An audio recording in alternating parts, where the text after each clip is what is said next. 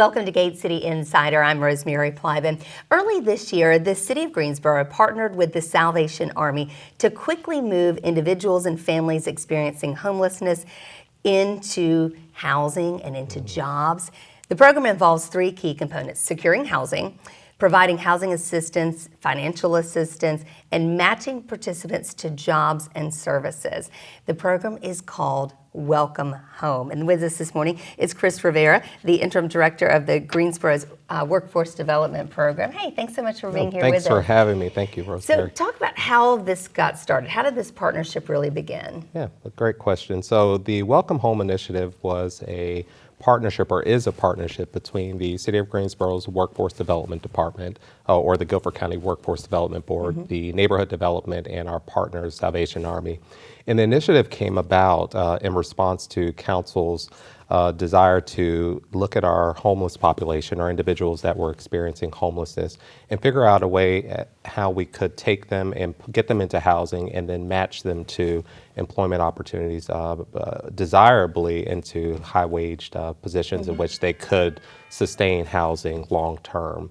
And so the three partners kind of came together and put together a pilot program in which we would identify 10 individuals that were currently experiencing homelessness, that they were residing in shelter at the Salvation Army or a partner shelter, and then to take them through an assessment process to kind of assess their likelihood to be able to get into housing, sustain that, and then move them into workforce services. Okay, so that was a difficult process just to start, to just find the right matches of people who are not only wanting but really motivated to do this. Yeah, motivation was the key in this. When we look at the general census, the actual counts of individuals that are experiencing homelessness, you're somewhere in that range of 1,000, and I may be speaking outside of scope, but that's the data that comes to mind.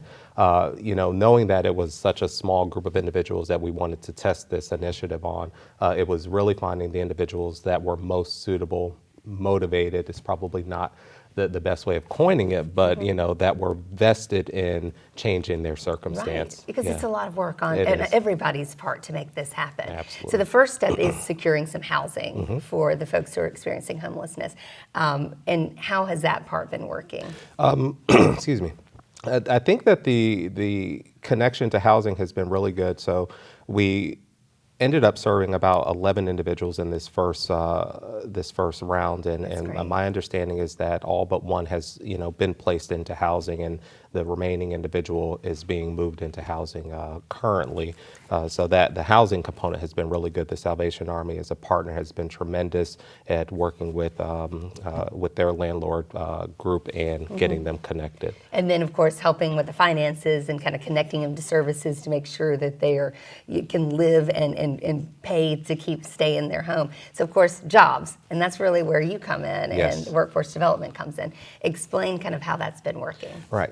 To our surprise, a lot of the individuals that were participating in this initiative actually already had employment. Right. And when we as workforce development professionals, assess an individual's status, it's great that you're working, but are you working at a level in which you can sustain a standard of living? Right. And so what we have been very careful to do is to bring them in and identify short-term and long-term planning, or plans on where you are, where do you want to get, and to ensure that you're in an occupation of interest, but that you can also maintain that living that we're talking about. The intent was to take the individuals and place them into partner sites through subsidized work experiences, and that what that means is that we work with local businesses or business partners and say, we have an individual who has an interest in XYZ occupation. Are we able to leverage your work site to allow them to come and apply or learn practical skills about this industry, in hopes that they develop the skills and then hopefully they can then get hired on permanently. We've been very fortunate to work with the city of Greensboro, not surprising, to open up a couple of opportunities for individuals. We've also been able to work with a local federally qualified healthcare center, Triad Adult and Pediatric Medicine. African Coalition has provided some worksite space for us as well. And then other individuals have decided that they want to go through an entrepreneurial type of track, and so we've been aiding kind of getting them connected as well.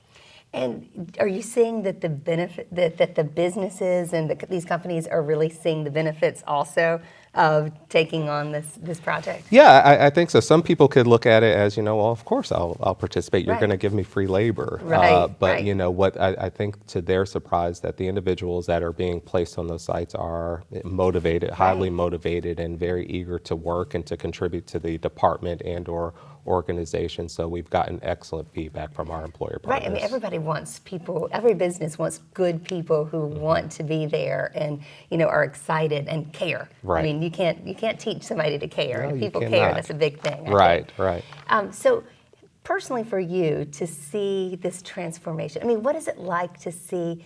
We use the word homeless and stuff. We're talking about people. I mean, we're talking about our neighbors, and so to see this change in people, what is that like for you? Personally, it's really, really exciting. It's rewarding. I think that we and/or I had to really shift the mentality towards individuals that are seen as homeless.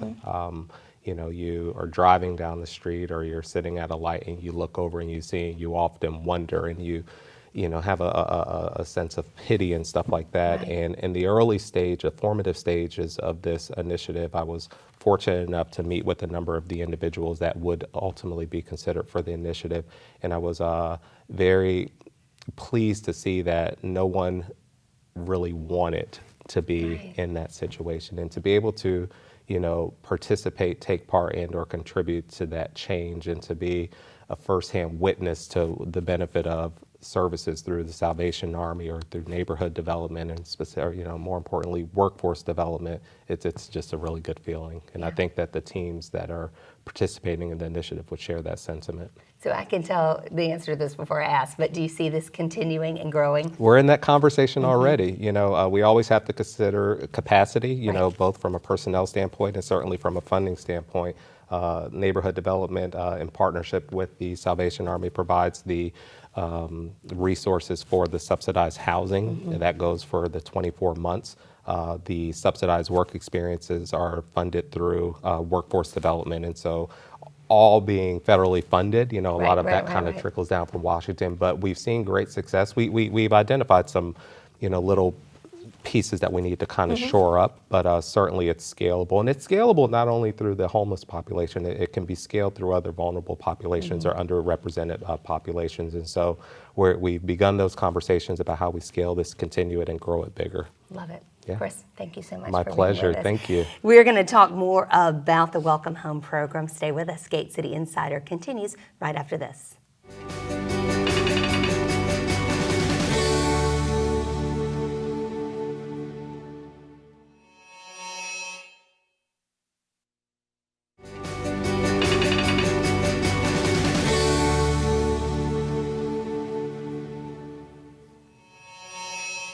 Welcome back to Gate City Insider. Today we're taking a deep dive into the Welcome Home program.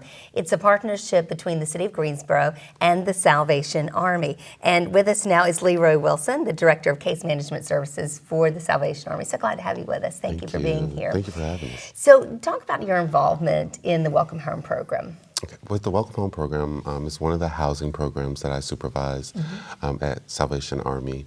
It's a new initiative that we partner with City of Greensboro to do. The difference with this Welcome Home program and my other housing programs is the piece of adding employment as a part of the housing, which is kind of almost like a no-brainer type situation. But it's a pilot program that we wanted to see how this would flesh out as far as us, Salvation Army, doing what we do best as far as housing and partnering with NC Works to do the employment piece. And so how has it been going so far? It's been great. It's actually been a great pilot program. We've had those 11 individuals that have come into the program. They've been housed, except for one. Those individuals have been housed. They've been paired with a resource for an internship to increase their wages above an average, so up to like $16 an hour. And the goal is that for those individuals to get that experience with an internship type program, possibly get housed on full time, as far as with the employment, and then be able to maintain their housing after they have gained substantial increase in their income. And so, what is it you find for most people who come to the Salvation Army who are looking to find housing? What is the major obstacle for them? I think one of the major obstacles is finding affordable housing, affordable, safe housing for individuals. I think that becomes one of the main issues for individuals, locating that housing and then finding housing that falls within the price range of their income. Right. So I can find housing all day, but is the neighborhood suitable for productivity of that individual? So I may have individuals that have issues with substance abuse or they have mental health issues, and it's not conducive for me as a director of a housing program to put them in a situation that would exacerbate their issues even to the higher extent. So the housing would be no avail or no good for them to be there if they're in that type of situation. Okay, I get that. And then you're also talking about not just individuals, families too. Yes, families as well. Finding affordable housing and safe housing for families, and for a mother or a dual parent household that has maybe 3 or 4 kids, and trying to find maybe like a 3 or 4 bedroom that falls within a price range of income that may be a one-person income of the household. That becomes very difficult. Right, so you really have to have a lot of good partners in the community. Yes, you have to have good partners in the community. You have to build these relationships with landlords as well as apartment complexes so they can understand what you are doing as an agency as far as housing these individuals, and they work with you to possibly overlook some of the evictions, some past evictions that individuals have had, overlook the fact that they may not have income that is coming in, but the program is subsidizing that housing or that utilities for those individuals. Can you give us a scope of what homelessness looks like in Greensboro and kind of what you encounter? Well, homelessness is vast. You know, in Greensboro is you have individuals that may want the service but don't want to come into like a shelter type situation. You have individuals that really want to do good as far as coming to a program and work the aspect of the program to move forward into housing.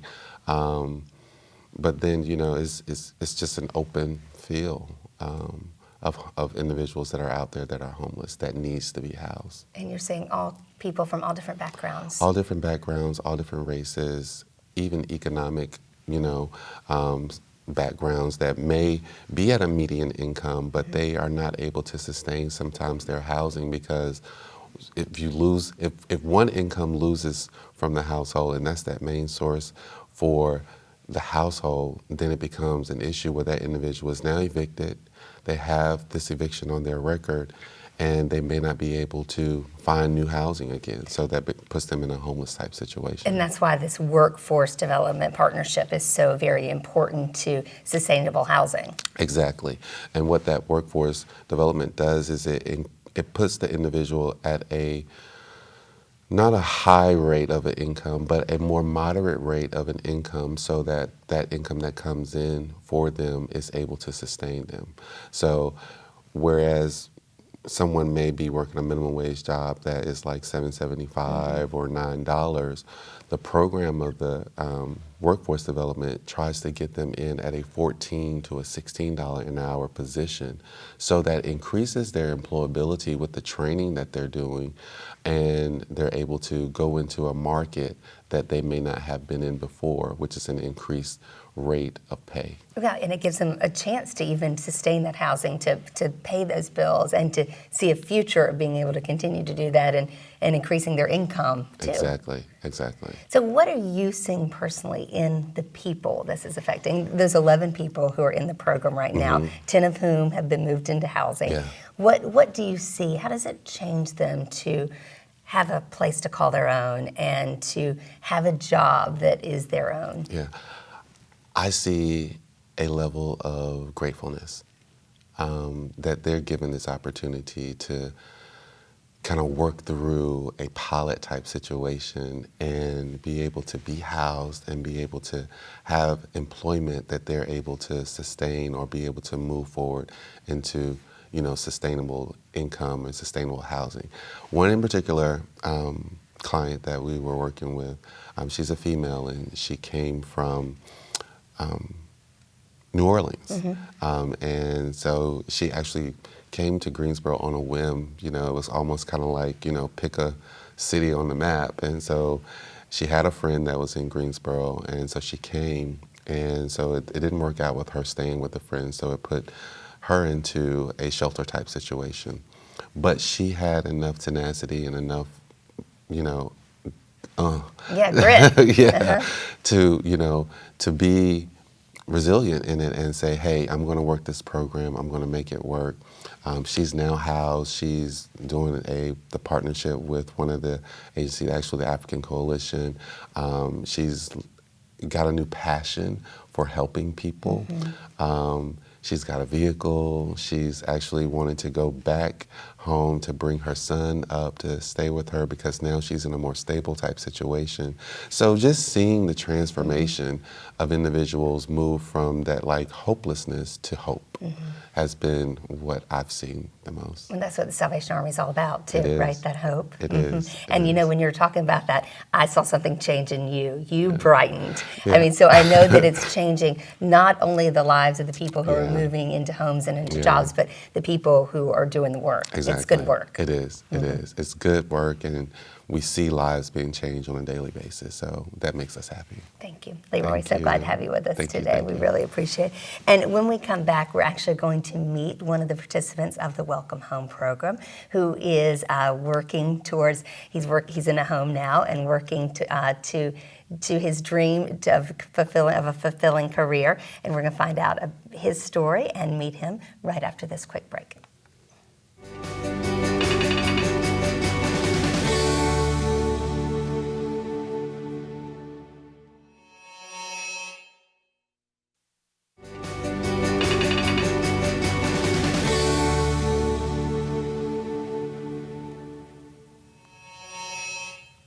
Welcome back to Gate City Insider.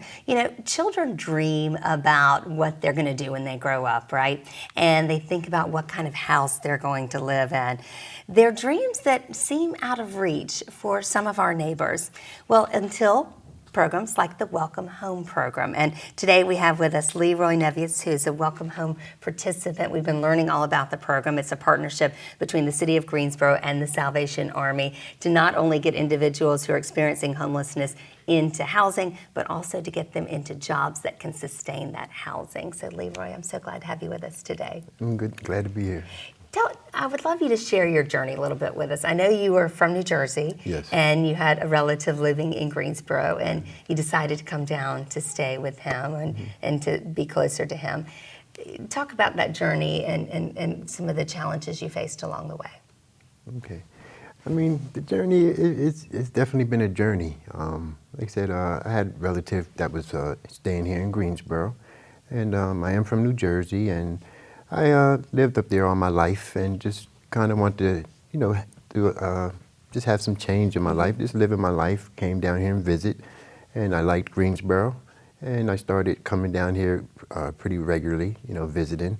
And we were in the process of selling our home in New Jersey, so I was actually in the process of looking for somewhere to live, to relocate. And so I was looking at Greensboro, and Greensboro seemed like a nice place that I wanted to, I would like to try to live my life here. So I came down here, and I liked it. I still do like it, but there were some challenges that were involved in it as well. So, but that's how I pretty much got started with Greensboro, just from visiting friends and family. So how did you come to the Salvation Army and into the Welcome Home program?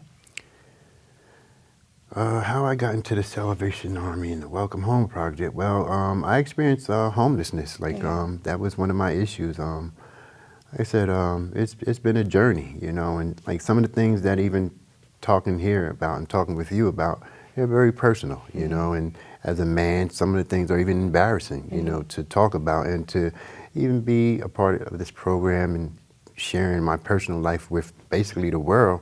It's a hard thing to do, Right. and it's hard for me, because it's sharing a lot of personal things and some things that people don't even know about me, who I've come to meet in Greensboro, now may see this program and hear a lot of personal things about me that in some cases I may not have wanted them to know.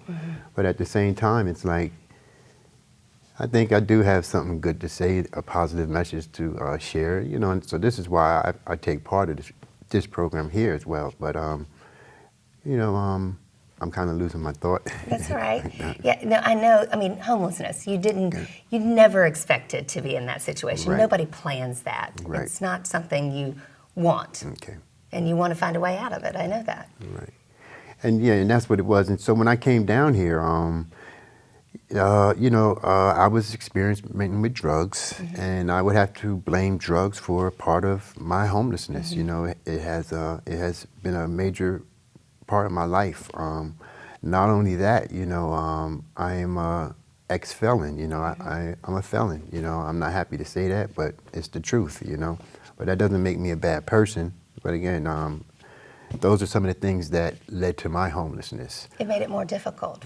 Most definitely, you know, and in some cases, it wasn't employment that made me homelessness. It was the simple fact that I was a felon, because when you try to get an apartment or a place to live, you know, in most cases, they'll do a credit check, a credit record check, and then a criminal background check. So through the years, and I mean years, I've been experiencing denial because of my background. So that has led to homelessness. I mean, quite frankly. But you wanted to change your situation. I mean, you were ready to make a change and to really work towards a change, and that's why you became part of this program. I mean, they were looking for individuals and families who were interested in housing and working and really changing the trajectory of their life, and that's how you got into this program. So you had something was pushing you. Oh yeah, like you said, you know, just wanting to be successful and just wanting to live my life like any other normal person. And at the time I was homeless, staying in hotels and living on the street and, you know, going through that. And like I said, nobody wants to live like that. I know I don't. Right. And then when I was introduced to the Salvation Army and the Welcome Home program, for me it was refreshing. It was a breath of fresh air, because like I said, I do want to live my life, have a good life, and live just like normal people. And I saw that the Salvation Army and that Welcome Home program could afford me the opportunity to move in that direction, to have a chance at doing it. And I believe we actually have some video of you receiving your welcome basket, is what they Yes, call it, when you kind of found out about that you're going to be moving into housing. And that's, I love all the signs that I say. I believe in my dreams. I'm strong and healthy. I'm successful. I love challenges. You know challenges. Yes. I know you do. Sometimes love might not be the word you use to describe those challenges, I bet.